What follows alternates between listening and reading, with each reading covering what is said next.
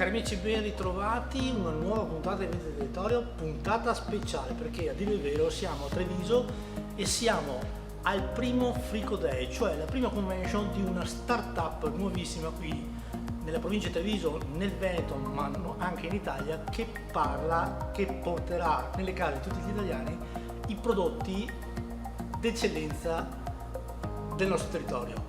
Abbiamo qui accanto a noi, ed è un piacere averti qui, Fabrizio Breda, l'ideatore, il CEO di questa azienda. Fabrizio, spiegaci innanzitutto qual è la mission di questa azienda e poi ti lascio la parola perché è tanta roba veramente. Grazie Luigi. Allora, innanzitutto sì, è una startup innovativa partita nel novembre del 2022, ok? Siamo partiti da un'idea che è quella appunto di andare a veicolare i prodotti di estrema qualità a partire dai nostri vini che facciamo qui nelle nostre colline, ok?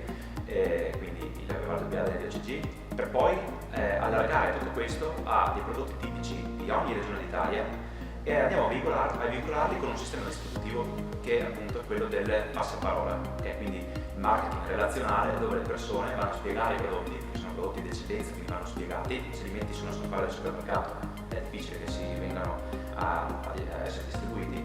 In questo modo andiamo a valorizzare e a salvaguardare il reparto enogastronomico italiano in toto, okay? In tutta Italia, e la nostra mission è appunto quella di andare a portare e veicolare questi prodotti, generare più potere d'acquisto per le famiglie tramite dei nostri servizi di cashback e anche di guadagni se uno poi va a costruire una sua organizzazione distributiva, e poi andiamo appunto a valorizzare tutto quello che stiamo facendo di buono in tutti i sensi, quindi buono a livello di cibo.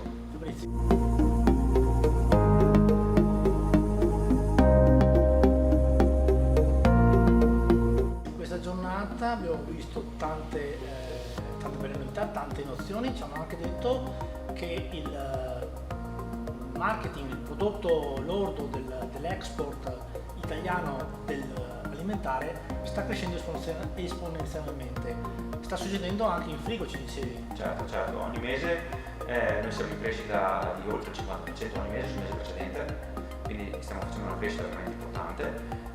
Oltre ad essere in crescita tutto il mercato del food soprattutto si sta ritornando un po', sembra quasi il paradosso che il futuro è come ritornare nel passato, ok? Quindi riprendere quelle che sono le nostre origini, ok? E questo sta ritornando, vedo che sta ritornando. Quindi oltre alla crescita del food è in crescita anche perché comunque il discorso del cercare un riscatto delle persone. Vedo che ci sono tante persone che cercano un piano B e sta avendo tanto successo anche questo. E per tutte le persone che cercano un piano B, a te la telecamera, quali sono gli indirizzi per raggiungervi?